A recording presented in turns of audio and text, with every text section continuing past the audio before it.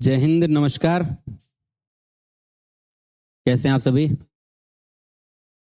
ज्यादा से ज्यादा लाइव आओ भाई। अपन सेशन को स्टार्ट करते हैं। पहले आपके सामने एक क्वेश्चन लिखा गया है कि निम्नलिखित में से शिव का पर्यायवाची है, और आंसर दीजिएगा।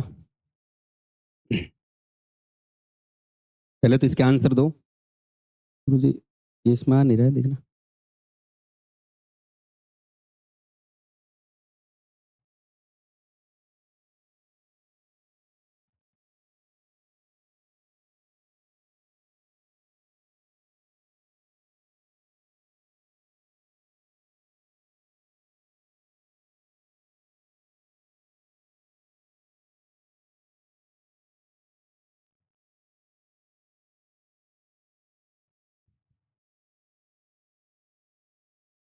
आ जाओ भाई, लाइव आ जाओ।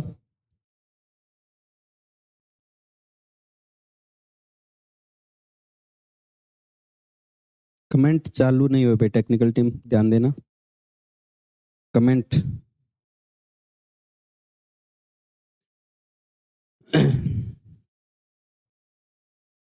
कमेंट चालू करना।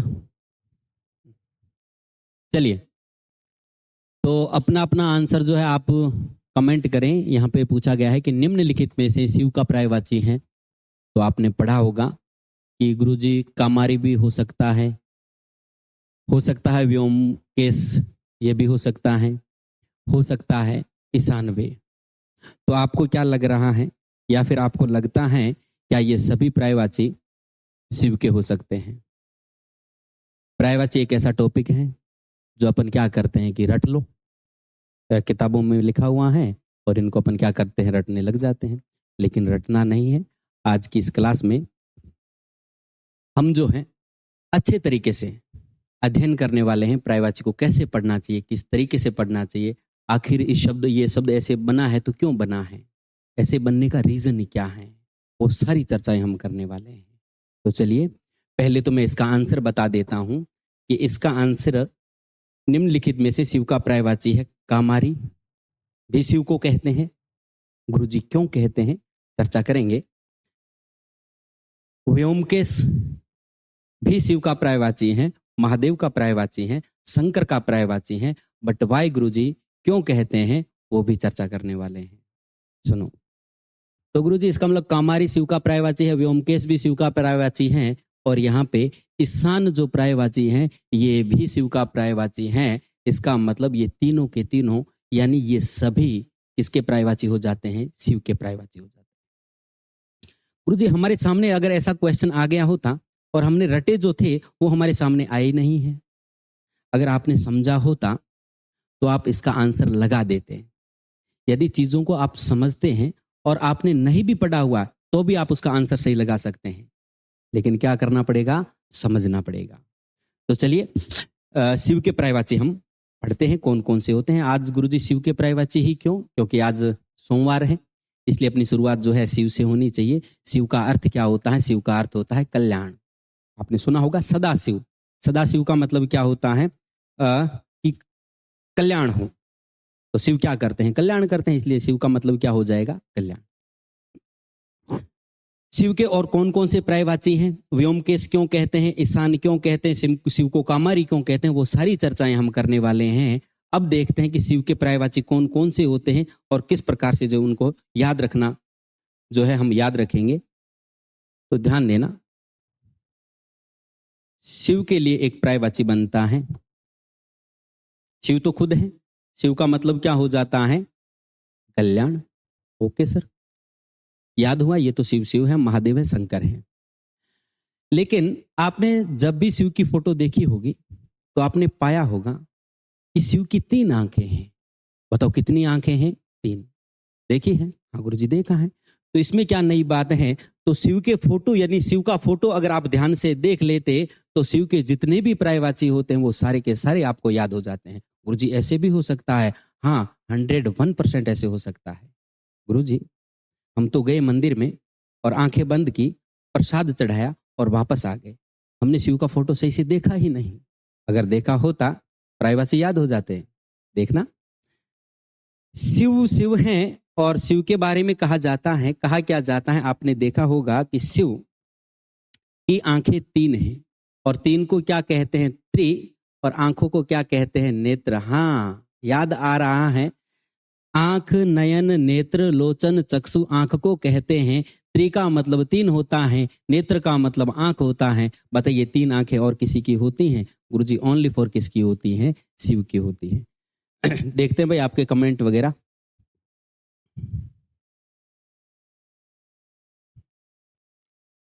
ज्यादा से ज्यादा लाइव आए और जो क्लास को आप शेयर करें। ध्यान देना, गुरुजी शिव का पर्यायवाची त्रिनेत्र हैं। एक और बताता हूं, शिव के लिए पर्यायवाची और शिव को त्रिलोचन कहा जाता है। गुरुजी बट वाई शिव को त्रिलोचन क्यों कहा जाता है? अरे लोचन का मतलब क्या होता है? लोचन का मतलब आंख होता है। त्रि का मतलब क्या होता है? 3। तो बात तो सेम ही है भाई। त्रिनेत्र कहूं चाहे त्रिलोचन कहूं, बात सेम है। गुरुजी सेम है, तो त्रिलोचन कौन हो जाएंगे? त्रिलोचन हमारे शिव हो जाएंगे। याद हुआ? त्रिनेत्र, त्रिलोचन और शिव तो शिव हैं। सुनो, एक और पर्यायवाची आपको दे रहा हूं, अंबक। क्या दे रहा हूं? अंबक। गुरुजी अंबक का मतलब क्या होता है?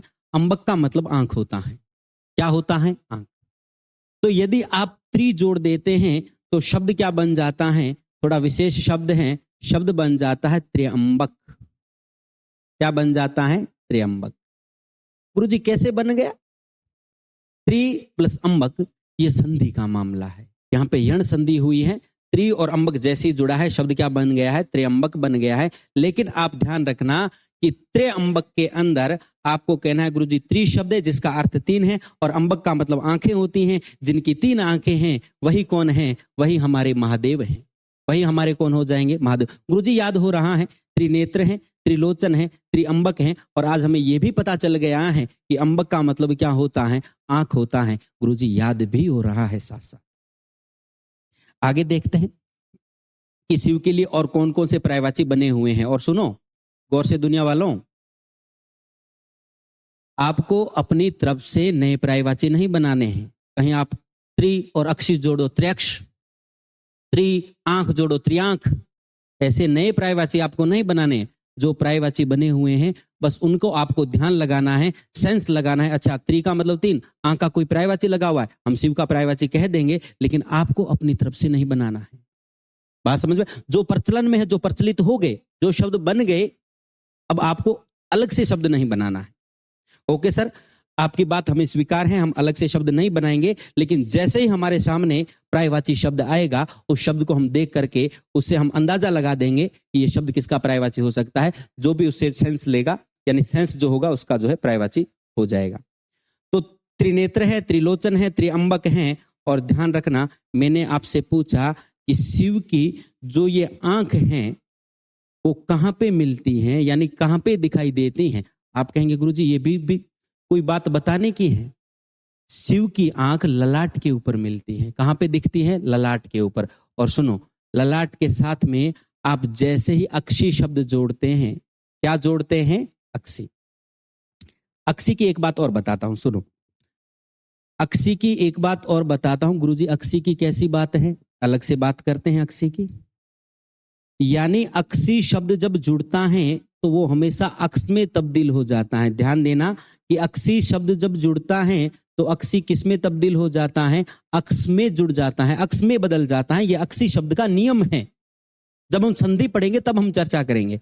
ध्यान देना, यदि आपके सामने एक शब्द आ जाए,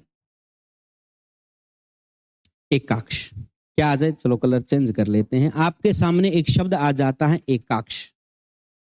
गुरुजी एकाक्ष का मतलब क्या होता है? यहाँ पे एक शब्द है और अक्षी शब्द जुड़ा है और शब्द एकाक्ष बन जाता है। गुरुजी इसका तो अर्थ होता है एकाक्ष मतलब एक आंख। हाँ गुरुजी, एकाक्ष शिव को तो नहीं कहते। मैंने कहा नहीं कहते हैं, शिव को तो त्रिनेत्र कहते हैं। एकाक्ष कहते हैं कौवे को। अक्षी शब्द जुड़ा, अक्ष बना। अक्षी का नियम बता रहा हूं, कौवे के पर्यायवाची पढ़ेंगे तब हम इनकी चर्चा करेंगे। गुरुजी कौवे को एकाक्ष क्यों कहते हैं? कौवे को जब आपने देखा होगा तो कौवा जो देखता है तो वो कैसे देखता है? यूं टेढ़ा टेढ़ा देखता है, जैसे उसकी एक आंख फूटी हुई हो। कहते हैं, मानना है कि भगवान राम के द्वारा तीर चलाया गया था जो कौवे की आंख पे लगा, जिसकी वजह से उसकी एक आंख फूट गई और वो क्या देखता है, टेढ़ा देखता है। वो रीजन भी था कि उसने जो है चोंच मारी, वो पेंटिंग वेंटिंग बना रहे थे, इस प्रकार से फिर भगवान शिव ने राम ने जो है तीर चलाया था। तो उसकी एक आंख न होने की वजह से उसको कहा जाता है एकाक्ष। तो अक्षी से क्या बना है, अक्ष। सुनो, यदि मैं आपके सामने एक शब्द और रखता हूं, जैसे मैंने आपके सामने एक शब्द रखा है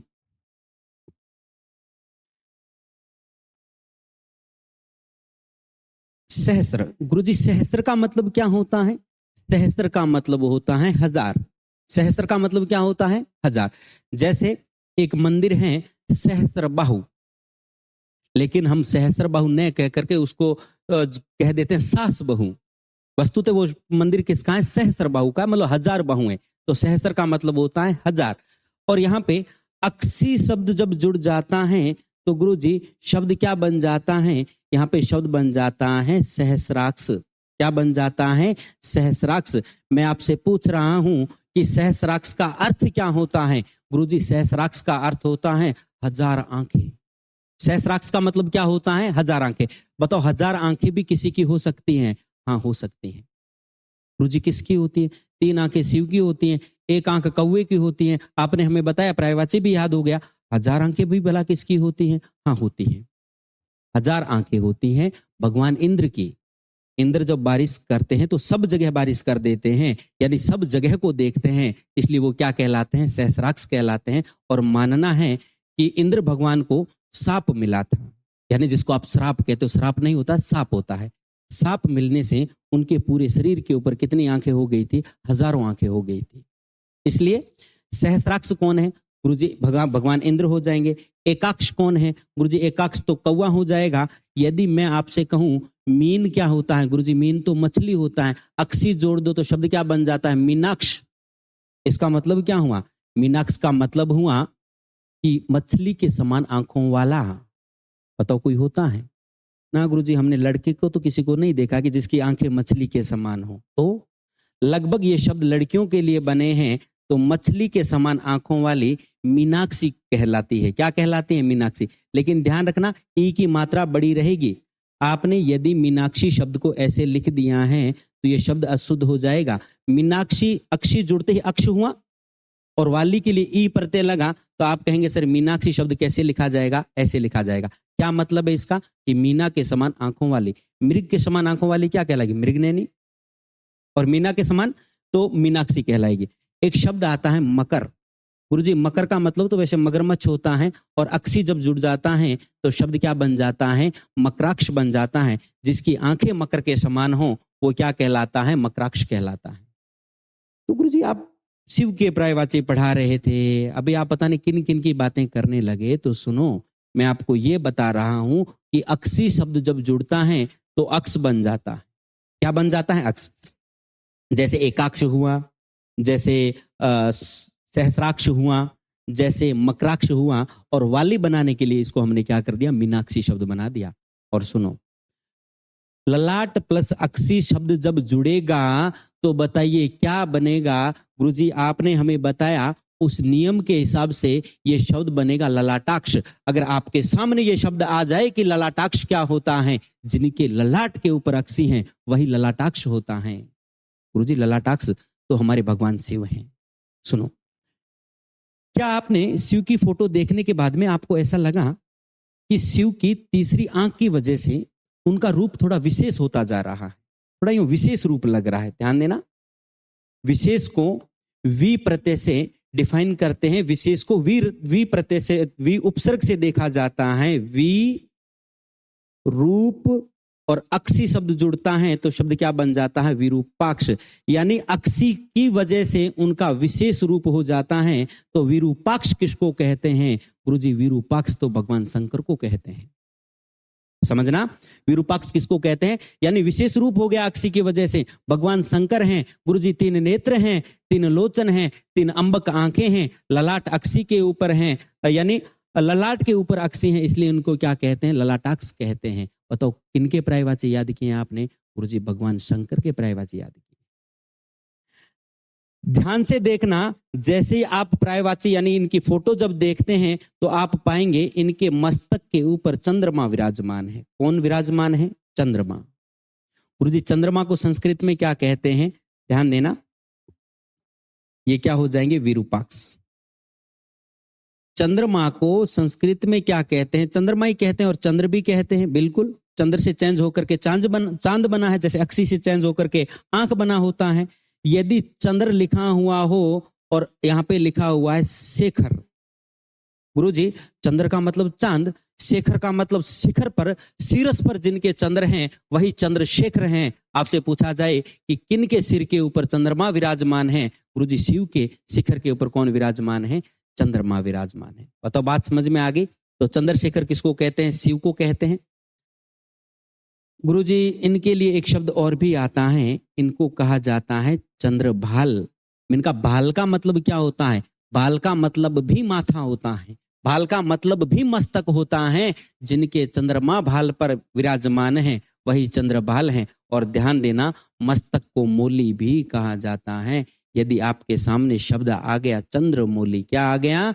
चंद्रमौली। बताइए चंद्रमौली कौन हो जाएंगे? भगवान शंकर हो जाएंगे। गुरुजी याद तो हो रहा है, कभी ऐसा हमने ध्यान किया ही नहीं, हमने तो बस रटने पे ध्यान दिया है। रट लो रट लो रट लो, दिमाग खराब कर लिया। ध्यान देना, चंद्रमौली हो गया, चंद्रभाल हो गया, चंद्रशेखर हो गया। सुनो, अगर आपके सामने शब्द आ जाए चंद्रचूड़, गुरुजी चंद्र तो चांद को कहते हैं, ये चूड़ क्या होता है? चूड़ का मतलब भी माथा होता है, मस्तक होता है। गुरुजी कैसे? आपने एक आभूषण पढ़ा होगा चूड़ा रतन। कौन सा आभूषण पढ़ा होगा? चूड़ा रतन। तो चूड़ा रतन कहाँ पे पहना जाता है? सिर में। तो चूड़ा का मतलब क्या होता है? सिर। और चंद्रमा जिसके सिर के ऊपर है वही तो चंद्रचूड़ है। गुरुजी भगवान है। कान इधर से पकड़ो, इधर से पकड़ो, सिर बीच में ही रहेगा। बातों को अलग अलग तरीके से प्रस्तुत किया जा रहा है, बात वही है। त्रिनेत्र, त्रिलोचन, त्रिअंबग, ललाटाक्ष। गुरुजी कभी इनको इस तरीके से देखा ही नहीं। विरूपक्षी, विरूपाक्ष कहलाएंगे। चंद्रशिखर पर हैं, चंद्रभाल पर हैं, चंद्रमौली पर हैं और चंद्रचूड़ पर हैं जिनके, वही तो हमारे शिव हैं। सुनो, मैं आपको बताता हूं कि इंदु जो होता है वो चंद्रमा को कहा जाता है। इंदु का मतलब क्या होता है? चंद्रमा। और ध्यान देना, इधर लिख लेना साइड में, इंदुर का मतलब होता है चूहा। इंदुर का मतलब क्या होता है? चूहा। गुरुजी इंदु चंद्रमा को कहते हैं, इंदुर चूहे को कहते हैं। क्या ये हमारी बात काम आने वाली है? 101% काम आने वाली है। गुरुजी पर्यायवाची में तो नहीं आएगी ना? पर्यायवाची में नहीं, शब्द युग्म में पूछा जा सकता है। इंदु का मतलब क्या होता है? इंदु का मतलब चंद्रमा, और इंदुर का मतलब क्या होता है? चूहा। ठीक है गुरुजी, आगे आप कहना क्या चाहते हो? मैं ये कहना चाहता हूं, अगर आपके सामने ये शब्द आ गया इंदु शेखर और आपसे पूछा जाए कि ये पर्यायवाची किसका है, जब आपको पता चल जाए इंदु चंद्रमा का है, इधर शेखर लिखा हुआ है, बताओ किसका पर्यायवाची बताओगे? गुरुजी शिव का पर्यायवाची बताएंगे। तो इंदु शेखर कौन हो जाएंगे? ये हमारे शिव हो जाएंगे। अगर आपके सामने एक शब्द आ गया विधु, क्या आ गया? विधु। मैंने कहा विधु का मतलब क्या होता? गुरुजी विधु का मतलब चंद्रमा होता है। गुरुजी हमें नहीं पता। अरे मैं बता रहा हूं आपको, विधु का मतलब क्या होता है? चंद्रमा। आगे हम चंद्रमा के पर्यायवाची पढ़ेंगे, तब हम चर्चा कर लेंगे। अभी बता रहा हूं विधु का मतलब है चंद्रमा। और इधर लिख दिया शेखर। शेखर का मतलब क्या है? सिर पर। अरे वाह, यदि आपसे पूछा जाए कि विधु शेखर किसको कहते हैं, तो विधु शेखर किसको कहते हैं? अपने भगवान शिव को कहते हैं।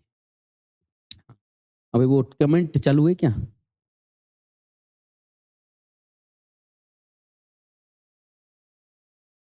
नहीं हुए क्या? हाँ, चलिए आगे ध्यान देना। चंद्रचूड़ हो जाएगा, इंद्र शेखर हो जाएगा, विदु शेखर हो जाएगा। गुरुजी यहां तक तो हमें याद हो गया। ये सारे के सारे पर्यायवाची किसके हो जाते हैं? शिव के पर्यायवाची हो जाते हैं। शिव के और भी कुछ पर्यायवाची हैं क्या? तो सुनो, जब आपने शिव को देखा तो और भी देख लेते हैं। ध्यान देना, चंद्रमा को शशांक भी कहते हैं। चंद्रमा को क्या कहते हैं? शशांक। गुरुजी शशांक क्यों कहते हैं वो आगे चंद्रमा में हम चर्चा करेंगे। बहरहाल आपको ये समझना है कि गुरुजी ने हमें बता दिया कि शशांक चंद्रमा है और शशांक शेखर अगर आपके सामने लिखा हुआ हो तो बताओ किसका पर्यायवाची बताओगे? गुरुजी शशांक का मतलब चंद्रमा है। शश यानी सुसिया यानी खरगोश के जैसा जिसके ऊपर निशान बना हुआ है वो शशांक है।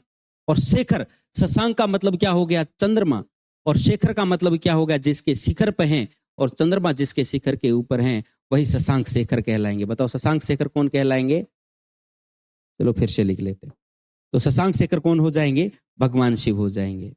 ध्यान देना, जैसे ही आप शिव का फोटो देखते हैं तो आप इधर से पाएंगे कि गुरु जी गंगा निकल रहे हैं, गंगा को धारण कर रखा है। मैंने कहा किसने? शिव ने। किसने कर रखा है? शिव ने। तो अगर आपसे पूछा जाए कि गंगाधर किसको कहते हैं, तो गुरुजी जिसने गंगा को धारण कर रखा है। और किसने गंगा को धारण कर रखा है? गुरुजी गंगा को तो धारण शिव ने कर रखा है, गंगाधर। और यहीं से हमें पता चल रहा है, देखो शिव की तो बहुत बड़ी बड़ी जटाएं हैं। अगर आपके सामने शब्द आ जाता है कि जटाधर किसको कहते हैं, अरे जटा को जिसने धारण कर रखा है वही तो जटाधर है। गुरुजी धर का मतलब क्या है? धारण करना। धर का मतलब क्या है? धारण करना। सुनो, आपके सामने एक शब्द आ गया बंसीधर। क्या आ गया? बंसी का मतलब बांसुरी, धर का मतलब धारण करना। जिसने बांसुरी को धारण कर रखा है भगवान कृष्ण। मैं आपके सामने एक शब्द लेकर के आता हूं, जैसे मैंने कह दिया गिरिधर। गिरी का मतलब पर्वत, धर का मतलब धारण करना। गिरिधर किसको कहते हैं? भगवान कृष्ण को कहते हैं। आपके सामने एक शब्द आ गया चक्र, और यहां पे लिखा हुआ है धर, और शब्द आ गया चक्रधर। अरे जिन्होंने चक्र को धारण कर रखा है वही तो चक्रधर है। बताइए चक्रधर, चक्रधर कौन कहलाएंगे? भगवान विष्णु। सुदर्शन जिन्होंने धारण कर रखा है। तो ध्यान रखना, धर का मतलब होता है धारण। अच्छा, आपके सामने शब्द आ गया जल, और आपके सामने यूं लिखा हुआ है धर। तो जल को जिन्होंने धारण कर रखा है किसको कहते हैं? बादल को। सुनो, आपके सामने शब्द आ गया हल, और यहाँ पे लिखा हुआ है धर। हलधर किसको कहते हैं? हल जिन्होंने धारण कर रखा है बलराम, रेवती रोन बलराम को कहते हैं। तो गुरुजी गंगा को धारण कर रखा है शिव ने, जटा को धारण कर रखा है जटाधर हैं। शशांक का मतलब आपने हमें बताया, कई यहाँ पे चंद्रवा के प्रायवाची भी आपको याद हो रहे होंगे। शशांक शेखर पर हैं, विदु शेखर पर हैं, इंदु शिखर पर हैं, चंद्रमा चूड़ पर है, चंद्रमा मौली पर है, चंद्रमा भाल पर है, चंद्रमा शिखर पर है। और विशेष आंख की वजह से इनका रूप विशेष हो रहा है, इसलिए विरूपाक्ष कहलाते हैं। बताओ बात समझ में आई कि नहीं आई? गुरुजी अच्छे तरीके से याद। तो ध्यान देना, इनको रटना नहीं है, अच्छे तरीके से समझना है। और समझ करके, मैं ये नहीं कह रहा कि आपको ये सारे याद हो जाएंगे, मैं कहता हूं इनके इतर भी अगर कोई पर्यायवाची आपके सामने आ गया, आप उसका आंसर सही लगा देंगे। इनके अलावा भी अगर आपके सामने पर्यायवाची शब्द आ गया जो आपने पढ़ा नहीं है, आप उसका आंसर सही लगा देंगे। कॉमन सेंस यानी समझ करके, ये शब्द ऐसे ऐसे बना तो ये इनका ही होगा। चलिए ध्यान देना, आगे हम चर्चा करते हैं कि शिव के और कौन कौन से पर्यायवाची हो सकते हैं। गुरुजी, जब हमने शिव को देखा तो हमें लगा कि पीछे ये पर्वत बने हुए हैं, ये कौन सा पर्वत है? क्या हमें नाम बताओगे? ये पर्वत है कैलाश। कौन सा पर्वत है? कैलाश। अच्छा, तो गुरुजी ये कैलाश के नाथ कहलाएंगे क्या? 101%।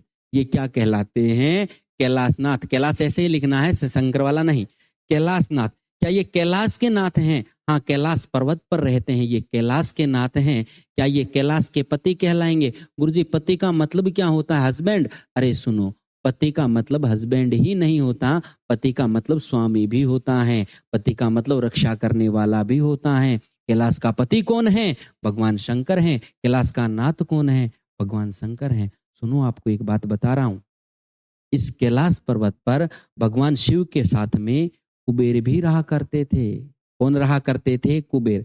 अगर कोई आपके घर के पास में रहे, क्या आपका मित्र नहीं बन जाता है? गुरुजी बन जाता है। यदि मैं आपके सामने कुबेर सखा, ध्यान देना इस शब्द को, कुबेर सखा। गुरुजी कुबेर का मतलब कौन है? धन के देवता। और सखा का मतलब क्या है? मित्र। और सखी होती है सहेली। यानी कुबेर के मित्र कौन है? कुबेर के मित्र कौन हो जाएंगे? भगवान शंकर हो जाएंगे। कौन हो जाएंगे? भगवान शंकर। मैंने कहा क्यों हो जाएंगे? क्योंकि गुरुजी दोनों एक ही स्थान पर रहते थे, कैलाश पर्वत पर रहते थे। आपको ये जानकर के ताजुब होगा कि कैलाशनाथ सिर्फ और सिर्फ शंकर को ही नहीं कहते, कुबेर को भी कहते हैं। क्यों? क्योंकि कुबेर भी कहाँ पे रहते हैं? कैलाश पर्वत पर रहते हैं। तो कैलाशनाथ कुबेर को भी कहते हैं और कैलाशनाथ भगवान शंकर को भी कहते हैं, इसलिए इनको कहते हैं कुबेर सखा। इनके सखा कौन है? कुबेर हैं। ठीक है गुरुजी, इनके मित्र भी बहुत जबरदस्त हुआ करते थे। कुबेर सखा यानी धन के देवता इनके मित्र हैं। हाँ, कैलाश के पति। और सुनो, पर्वत को कहते हैं गिरी। पर्वत को क्या कहते हैं? गिरी। और गिरी के साथ में आप ईश लगा देते हैं तो पर्वतों के स्वामी गिरीश ये भी कहलाते हैं। और ध्यान देना, ग्रीस जो पर्यायवाची हैं, पर्वतों का सबसे बड़ा पर्वत, इसका मतलब सबसे बड़ा पर्वत कौन हो जाएगा? हिमालय हो जाएगा। गिरी प्लस ईश, ध्यान देना, ईश का मतलब होता है बड़ा, ईश का मतलब होता है स्वामी। आप मुझे ये बता दीजिए, पर्वतों में बड़ा, सबसे बड़ा पर्वत कौन है? गुरुजी हिमालय है। तो ग्रीस भगवान शंकर को भी कहते हैं, ग्रीस जो है हिमालय को भी कहा जाता है। बताओ, बात समझ में आ रही है?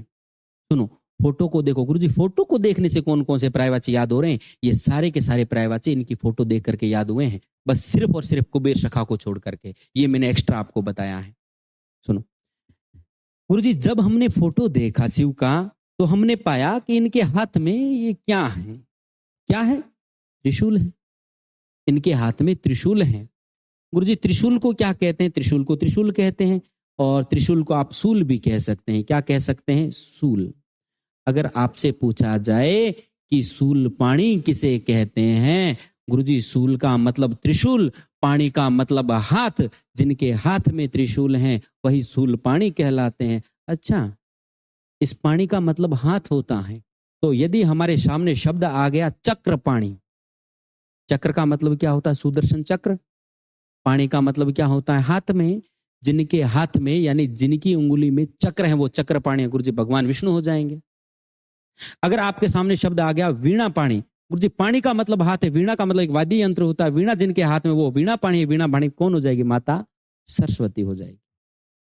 अब कई ऐसा सोच रहे हैं गुरुजी, ये आप साथ साथ में बता रहे हो ना, वीणा पाणी हमें लिखवा दो, सरस्वती कहाँ है?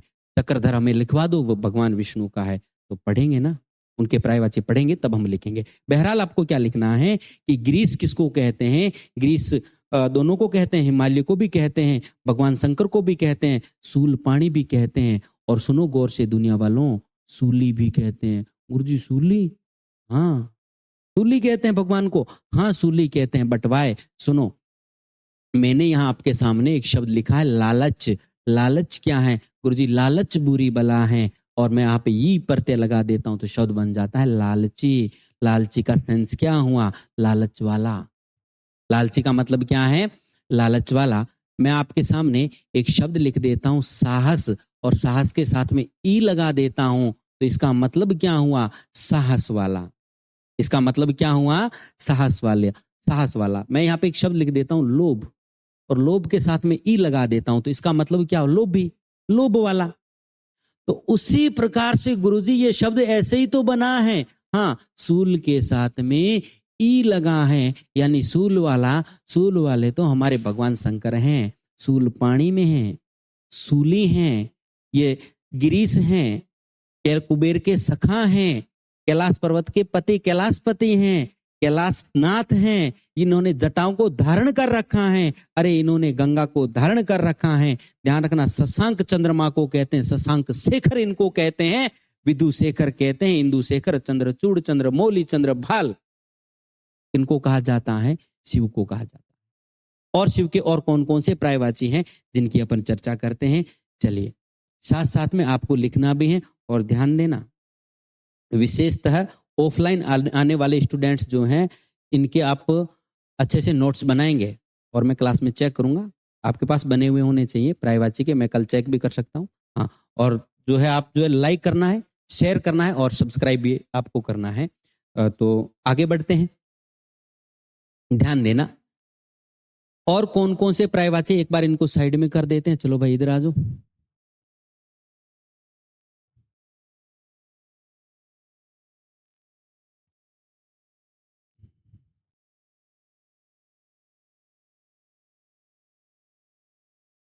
ठीक है, चलिए। और शिव के पर्यायवाची और कौन कौन से हो सकते हैं? गुरुजी शिव के पर्यायवाची की बात करें तो इनको उमापति कहा जाता है। गुरुजी उमापति क्यों कहा जाता है? तो सुनो, उमापति इसलिए कहा जाता है, उमा का मतलब होता है माता पार्वती। गुरुजी आपने बताया तो नहीं, क्या आप माता पार्वती का पर्यायवाची आपको पढ़ा दिया? नहीं पढ़ाया।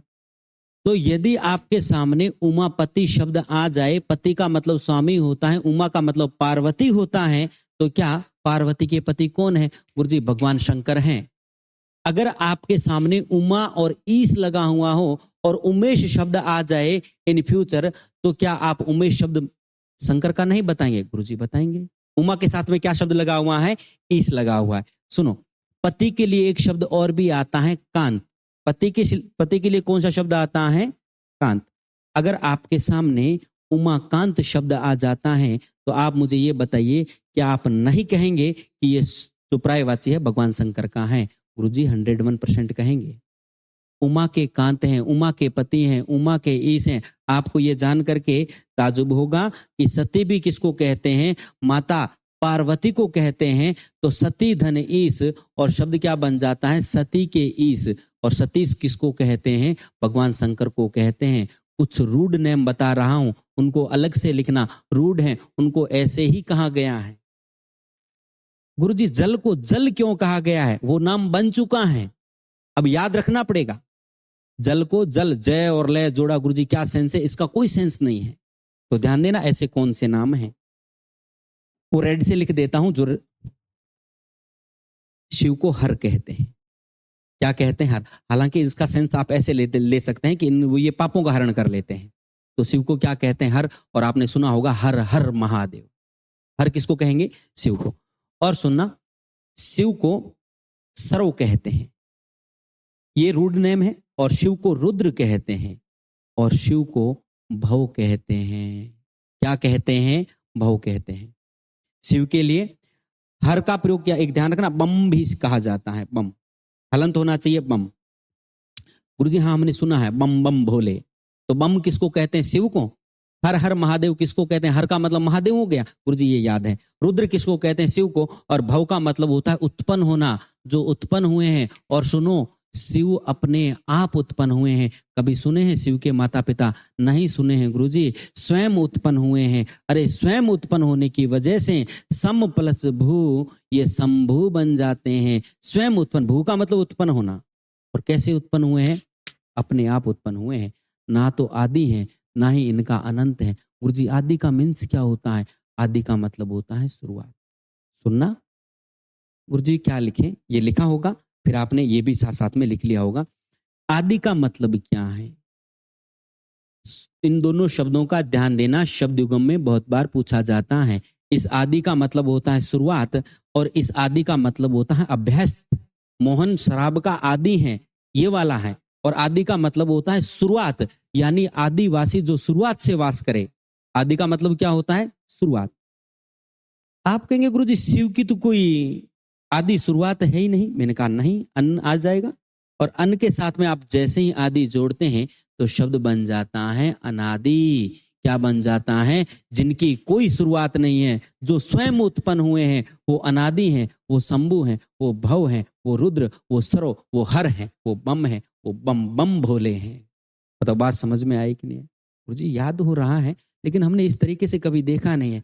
शिव त्रिनेत्र, शिव त्रिनेत्र, शिव त्रिनेत्र। अरे त्रिनेत्र है तो क्यों है?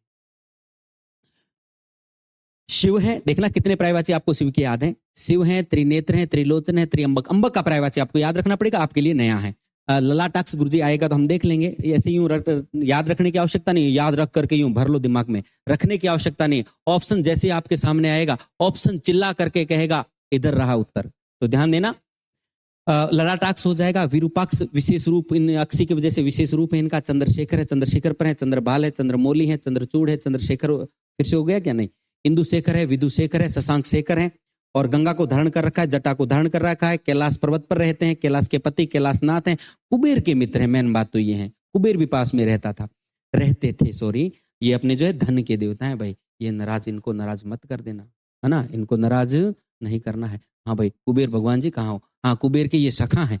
सख लिख दिया गया, सखा। ध्यान देना। ग्रीस, गिरीश का मतलब पर्वतों का ईश। महादेव, मैंने आपको बताया महादेव को भी कहते हैं, हिमालय को भी कहते हैं। सूल पानी है, सूल पानी गुरुजी हाथ में पानी में सूल है इनके, और इनको सूली भी कहते हैं। और इम्पोर्टेंट बातें और भी बताने वाला हूँ। इनको तो मैं कर रहा हूँ रफ, क्योंकि मैं आशा और उम्मीद करता हूँ कि आपने ये लिख लिया होगा। ऑफलाइन वालों अगर नहीं लिखा हुआ होगा ना तो देख लेना क्लास में। हाँ, ऑनलाइन वाले तो चलो ठीक है। हाँ, लिखा हुआ होना चाहिए, अलग से आपकी कॉपी बनी हुई होनी चाहिए। ये क्लास आपके लिए हमेशा रहेगी, रोजाना रहेगी और इसी टाइम रहेगी। टाइम थोड़ा बहुत आगे पीछे हो सकता है लेकिन हमेशा रहेगी। चलिए, एक वाक्यांश के लिए एक शब्द आता है, कप्रद किसे कहते हैं? वाक्यांश के लिए एक शब्द आता है, कप्रद किसे कहते हैं? शिव की जटाओं को कप्रद कहते हैं।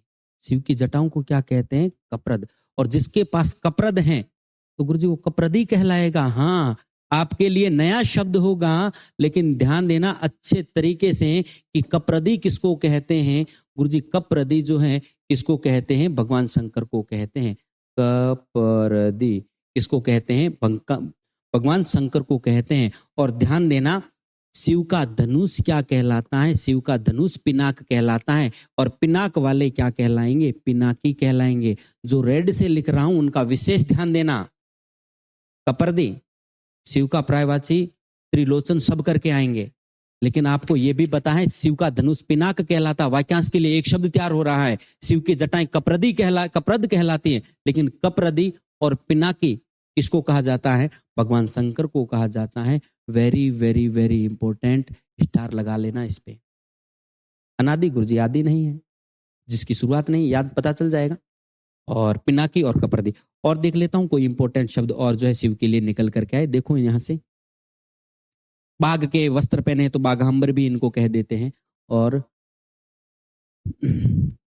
सूल से लेकर के देख लेते हैं भाई, कोई प्रायवाची छूट न जाए, आपके लिए इंपॉर्टेंट हो। हाँ, ध्यान देना, इनको पशुपति कहते हैं। इंपॉर्टेंट प्रायवाची हैं, इनके लिए इनको क्या कहते हैं? पशुपति। गुरुजी पशुपति क्यों कहते हैं? ये पशुओं के पति हैं? क्या ये पशु चराते हैं? अरे ना रे ना, पशु का सेंस चौपा या चार पैरों वाला नहीं होता है। पशु का सेंस लिया गया था कि मानव जगत में, यानी यहाँ पे जो जीवित हैं, जो जिंदा हैं, जो सजीव हैं, वो सारे पशु हैं। पशु का सेंस अपन लेते हैं, लेकिन ध्यान देना अब जो है उसके लिए रूढ़ हो चुका है कि पशु चौपा या चार पैरों वाला ही पशु है।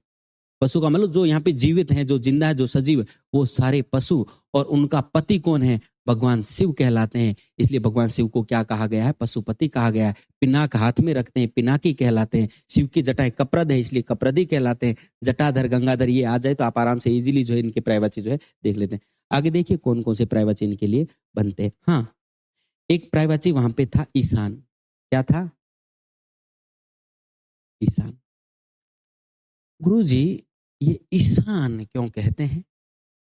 ईशान क्यों कहते हैं? पहले तो एक ध्यान रखना, वाक्यांश के लिए एक शब्द। हाँ, ये प्रायवाची नहीं है। प्रायवाची के साथ में शब्द शुद्धि पढ़ रहे हैं। प्रायवाची के साथ में हम विलोम शब्द भी पढ़ेंगे। प्रायवाची के साथ में हम वाक्यांश के लिए एक शब्द भी पढ़ेंगे। ध्यान देना, ईशान क्या है? उत्तर और पूर्व के बीच की दिशा को ईशान कहते हैं। गुरुजी कौन सी दिशा? विशेष ध्यान देना, ऊपर वाली दिशा कहलाती है उत्तर, जिसका नाम होता है उदीची। ये वाली दिशा होती है दक्षिण, जिसका नाम होता है अवाची। ये वाली दिशा होती है प्राची, जिसका नाम पूर्व होती है, जिसका नाम होता है प्राची, जिसको आप पूर्व से जानते हैं। लो सीधा जान लो, पूर्व। और ये वाली दिशा होती है, इसको कहते हैं पश्चिम। और ये वाली होती है प्रतीची। ध्यान देना, उदीची, अवाची, प्राची और प्रतीची, ऐसे याद नहीं रहा। उत्तर, दक्षिण, पूर्व और पश्चिम। लेकिन इनके बीच की दिशा, ये वाली दिशा, इनके बीच की दिशा, ये भी उपदिशाएं होती हैं। 4 उपदिशाएं, ये वाली दिशाएं कुल 10 होती हैं। उत्तर, दक्षिण, पूर्व, पश्चिम। और इधर वाली कौन सी दिशा? इनके अभी मैं नाम बताने वाला हूं। 4 ये वाले और एक ऊपर और एक नीचे। कितनी दिशाएं होती हैं? 10। गुरुजी इस दिशा को क्या कहते हैं? इस दिशा का नाम क्या है? इस दिशा का नाम है ईशान कोण। ईशान कहते हैं। गुरुजी समझ में आ गया। इस दिशा को क्या कहते हैं? आग्नेय कहते हैं। अच्छा, इस दिशा को क्या कहते हैं? इस दिशा को नैऋत्य कहते हैं। अच्छा, इस दिशा को क्या कहते हैं? इस दिशा को वायव्य कहते हैं। क्या कहते हैं? वायव्य कहते हैं। तो कितनी दिशाएं हो गई? 8, और एक ऊपर और एक नीचे, 10 दिशाएं होती हैं। सुनो, बाकी सारी 9 दिशाएं भगवान विष्णु को समर्पित हैं। इसको समर्पित हैं भगवान विष्णु को। और ये वाली दिशा किसकी होती हैं? भगवान शंकर की होती हैं। इसी वजह से भगवान शंकर को क्या कहते हैं? ईशान कहते हैं। अच्छा गुरुजी, ऑप्शन में था ईशान, आपने कहा था ईशान प्रायवाची जो है किसका हो जाएगा? शंकर का हो जाएगा। हाँ, एक शब्द आगे और लिखा हुआ था, कामारी। क्या लिखा हुआ था? कामारी। गुरुजी, भगवान शंकर को कामारी क्यों कहते हैं? तो ध्यान देना, एक देवता है कामदेव। कौन से देव? कामदेव। बड़े खतरनाक आदमी है भाई। गुरुजी कितने खतरनाक आदमी हैं, बहुत ज्यादा। कामदेव का मतलब क्या है? ये वासनाओं के देवता हैं, ये अपनी इच्छाओं के देवता हैं। पढ़ने नहीं देते हैं ये कामदेव, है ना, इतने खतरनाक हैं। एक बार शिव जो है तपस्या कर रहे थे। क्या कर रहे थे? तपस्या। कामदेव क्या करते हैं? विघ्न डालते हैं, शिव को जो डिस्टर्ब करते हैं। कामदेव के पास जो बाण होते हैं वो पुष्प के होते हैं, फूलों के होते हैं। जब कामदेव के प्रायवाची पढ़ेंगे ना, तो ये मीठी मीठी मार मारता है, इसलिए इनको जो है पुष्प के बाण होते हैं। इनके पास 5 बाण होते हैं। शिव के ऊपर चलाते हैं, शिव के ऊपर चलाते हैं, शिव के ऊपर। शिव क्या करते हैं? अंततः अपनी तीसरी आंख को खोलते हैं। जैसे ही तीसरी आंख को खोल देते हैं, कामदेव जी भस्म हो जाते हैं। कामदेव जी भस्म हो जाते हैं। कामदेव की पत्नी रति दौड़ करके आती हैं, हे भगवान, हमारे जो पति हैं उनको जिंदा कीजिए, उनको जिंदा कीजिए, नहीं तो हमारा क्या होगा, नहीं तो हमारा क्या होगा। तो क्या भगवान ने उनको जिंदा किया? नहीं। भगवान ने कामदेव का शरीर जो है उसको ये आशीर्वाद दिया कि चल ठीक है, आपके कहने से आज के बाद ये लोगों के मन में जन्म लेगा। कहाँ पे जन्म लेगा? मन में। इसलिए इनका कोई शरीर नहीं रहेगा, ये बिना शरीर के हैं। इनका नाम कामदेव भी है और इनका नाम काम भी है। इनका नाम क्या है? काम। और काम के साथ में मैंने एक शब्द लगा दिया है, अरि। गुरुजी, अरि का मतलब क्या होता है? अरि का मतलब तो शत्रु होता है। इतनी बार क्लास में बताया है। अरि का मतलब शत्रु। और अरि का मतलब क्या होता है? स्त्रीलिंग संबोधन, यानी स्त्री के लिए संबोधन होता है, अरि ओ नारी। अरि का मतलब क्या हो जाएगा? स्त्रीलिंग संबोधन हो जाएगा। अरि का मतलब शत्रु हो जाएगा। यदि आप आरी लिख देते हैं, आरी एक लकड़ी काटने का यंत्र होता है। गुरुजी, अरि, अरि होता है शत्रु। अच्छा, ये काम के अरि हैं। 101%। बताओ, काम को गायब, यानी कामदेव को इन्होंने जो मारा है कि नहीं मारा? गुरुजी, मारा है, इसलिए ये कामारी कहलाएंगे। क्या कहलाएंगे? कामारी। ये जो अरि शब्द है ना, मेरे को लग रहा है कि आपको बहुत सारे प्रायवाची याद करवा के जा सकता है। गुरुजी कैसे? यदि आपके सामने शब्द आ गया रावणारी, क्या आ गया? गुरुजी, संधि जब पढ़ते हैं ना, तो ये शब्द बना है रावण प्लस अरि। बताओ, रावणारी कौन हो जाएगा? ये तो भगवान राम हो जाएंगे। रावणारी किसका प्रायवाची हो जाएगा? भगवान राम का। यदि आपके सामने शब्द आ गया है कंसारी, गुरुजी, कंस प्लस अरि, कंसारी, तो भगवान कृष्ण हो जाएंगे। कौन हो जाएंगे? भगवान कृष्ण हो जाएंगे। सुनो, मैंने यहाँ पे लिखा मुरारी, यानी मुर नाम के राक्षस का वध किसने किया था? मुर नाम के राक्षस का वध किया था भगवान कृष्ण ने। भगवान कृष्ण को मुरारी कहते हैं। क्या कहते हैं? एक खर नाम के राक्षस का वध किया था, इसलिए खरारी राम को कहते हैं। हरि का मतलब क्या होता है? शत्रु। मुरारी भगवान कृष्ण है, रावणारी राम है, कंसारी कृष्ण है, खरारी राम है। ये प्रायवाची अभी याद करने की आवश्यकता नहीं है। मैं तो ये बता रहा हूं कि अरि का मतलब शत्रु होता है। अरि का मतलब शत्रु होता है। भगवान शिव ने क्या कामदेव का ही वध किया? ऐसे नहीं है, बहुत से लोगों का नहीं, राक्षसों का वध किया। अरे मैंने पूछा किसका वध किया? एक त्रिपुर नाम का राक्षस था। कौन सा राक्षस? त्रिपुर। इसके 3 पुर बसाए हुए थे, इनको कोई मार ही नहीं पाता था। 3 भाई थे, कभी इधर कभी उधर जो है मार ही नहीं पाते थे कोई। तो त्रिपुर नाम के राक्षस का वध करने के कारण गुरुजी ये कहलाए त्रिपुरारी। क्या कहलाए? त्रिपुरारी। और सुनो, एक अंधक नाम का राक्षस था। किस नाम का? अंधक। और अंधक के साथ, अंधक का इन्होंने वध किया था, तो अंधक प्लस अरि, तो ये क्या कहलाते हैं? अंधकारी। क्या कहलाते हैं? अंधकारी। अंधक नाम के राक्षस का वध किया, ओके गुरुजी। त्रिपुर नाम के राक्षस का वध किया, ओके गुरुजी, त्रिपुरारी कहलाते हैं। और काम का वध किया, इसलिए ये क्या कहलाते हैं? कामारी कहलाते हैं। कामदेव को मदन कहते हैं। कामदेव को क्या कहते हैं? मदन कहते हैं, इसलिए ये कहलाते हैं मदन रिपु। यानी कामदेव का वध करने वाले। क्या करने वाले? कामदेव का वध करने वाले। भाई सभी देख रहे हो क्या? समझ में आ रहा है या ऊपर से जा रहा है? हाँ, इसलिए ये क्या कहलाते हैं? मदन के रूपू कहलाते हैं, अंधक के अरि कहलाते हैं, त्रिपुरारी कहलाते हैं, पशुपति समस्त पशु के जो है पति हो जाएंगे। ईशान कोण इनका है इसलिए ईशान कहलाएंगे और कामारी कहलाएंगे। व्योमक प्लस ईश, यानी व्योम का मतलब होता है ये पूरा संसार, यानी ये आकाश को कहते हैं, और आकाश के ये ईश कहलाते हैं, तो ये क्या कहलाते हैं? व्योमकेश कहलाते हैं। आशा और उम्मीद करता हूं कि यहाँ तक जानकारी जो है वो सारी आपको अच्छे तरीके से याद होगी। एक दो प्रायवाची और देख लेता हूँ, कोई एक दो बचे हैं शिव के लिए, और उनके बाद अपन जो है इनको कंप्लीट कर। और ध्यान देना, इनको आशुतोष कहते हैं। आशुतोष हो गया क्या? आशुतोष नहीं हुआ, आशुतोष। गुरुजी आशुतोष इनको क्यों कहते हैं? आशुतोष क्यों कहते हैं? आशु का मतलब होता है शीघ्र, तोष का मतलब होता है प्रसन्न होना। जो शीघ्र प्रसन्न हो जाए वो तो भगवान हमारे शिव कहलाते हैं। गुरुजी भगवान शिव हमेशा शीघ्र प्रसन्न हो जाते हैं। हाँ, थोड़े दिन आप जो है पूजा वूजा करो, 10-15 दिन, 20-21 दिन पूजा करो, शिव को आप प्रसन्न कर सकते हैं। इसलिए ये आशुतोष कहलाते हैं। एक राक्षस था, भस्मासुर नाम का राक्षस, उसने शिव को प्रसन्न कर लिया था। पूजा के शिव प्रसन्न हुए और आते कह दिया, भाई बता तू क्या लेना चाहता है, क्या इच्छा है तेरी? भस्मासुर ने कहा, सुनो, मेरी जो इच्छा है वो आप दे नहीं सकते, वो आप पूरी नहीं कर सकते। भगवान शंकर ने कहा, ऐसे कैसे हो सकता है? तो उन्होंने कहा कि, शंकर से कहा कि आपके हाथ में जो कड़ा है ना, हाँ कड़ा है, बड़ा काम का है, किसी के ऊपर घुमाओ खत्म हो जाता है व्यक्ति। तो उस भस्मासुर ने कहा, ये कड़ा है ना, मुझे ये कड़ा ही चाहिए। शंकर ने, ये भी कोई बात हुई? संसार में बहुत सारी चीजें हैं और भी तू ले ले, ये कौन सी तुम मांग कर रहा है? कहा, अगर देना है तो दे, वरना मत दो। लेकिन अंततः भगवान क्या करते हैं, शिव उनको वो कड़ा दे देते हैं। किसको? भस्मासुर को।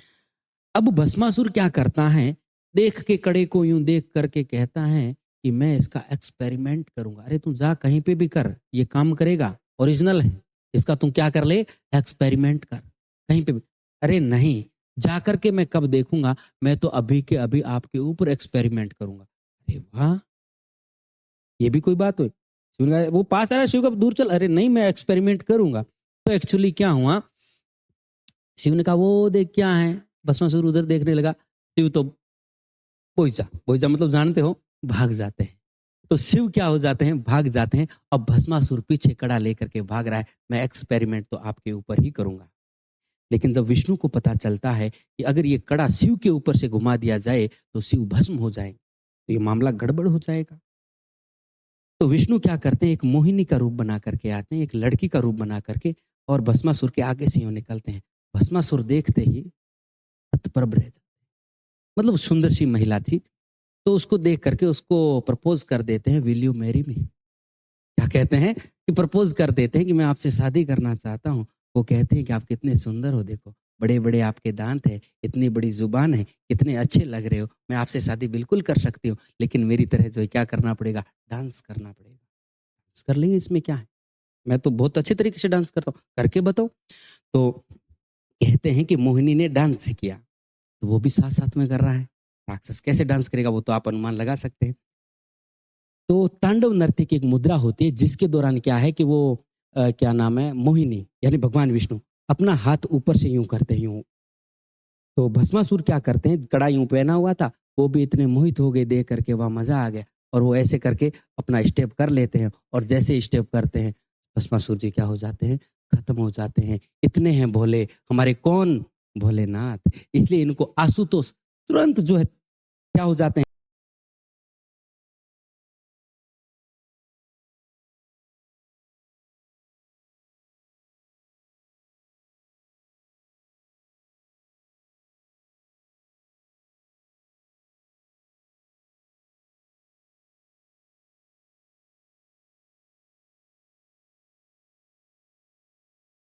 आ जाए, क्या लिखा हुआ आ जाए, आंसू कवि। गुरुजी ने बताया आंसू का मतलब शीघ्र और कवि का मतलब होता है कवि। ऐसा कवि जो तत्काल कविता बना दे वही तो आंसू कवि कहलाता है। तुरंत कविता बना दे वो क्या कहलाता है, आंसू कवि। और सुनो, अगर आपके सामने एक शब्द लिखा हुआ है आंसू लिपि, आंसू लिपि का मतलब होता है जो तुरंत लिखी जाए। स्टेनोग्राफी को कहते हैं आसु लिपि। और एक शब्द आता है आसुग। शब्द क्या आता है? आसु। गय का मतलब होता है गमन करना। देखना, उर का मतलब होता है छाती और गय का मतलब होता है गमन करना। जो छाती के बल गमन करे शांप को कहते हैं, जो तुरंत गमन करे तीर को कहते हैं। और ध्यान देना, ख का मतलब होता है आकाश और गय का मतलब होता है गमन करना। जो आकाश में गमन करे वो पक्षी कहलाता है। और नय का मतलब होता है नहीं और गय का मतलब होता है गमन करना। जो गमन नहीं करे वो तो पर्वत होता है। नग, नग किसको कहते हैं? जो चलता नहीं है, तो चलता नहीं। तो ये पर्वत है, ये पक्षी हैं, ये उर यानी छाती के बल गमन करता है वो नाग है। और ध्यान रखना, आंसू यानी तुरंत, गय का मतलब होता है गमन करना। ये तो कौन हो जाएगा? तीर हो जाएगा। गुरुजी हमें इतना थोड़ी ना याद करना है, ये खग थोड़ी ना याद करना है, ये नग थोड़ी ना याद करना है। ये जब पढ़ेंगे तब याद करेंगे। ये भी अभी आप याद मत करो, अभी आपको याद करना है। आशुतोष भगवान शिव हैं, भोलेनाथ हमारे भगवान शिव हैं। बताओ बात समझ में आई है? अगर बात आपको समझ में आई है तो मुझे लाइक करके बताएं, शेयर करके बताएं और सब्सक्राइब करके बताएं। बात को ज्यादा से ज्यादा शेयर करके बताएं कि गुरुजी हमें इतनी समझ में आ रहे हैं। कहने से थोड़ी ना पता चलेगा, आप कैसे कह पाएंगे? मेरे पास कमेंट भी बंद है, टेक्निकल मेरे को काम आता नहीं है। तो सुनो, एक दो प्राइवेसी और देख लेता हूँ, कोई इंपॉर्टेंट आपके लिए जो बचने गया हूँ। इनको जो है ठीक है, शंकर शंकर तो कहते हैं।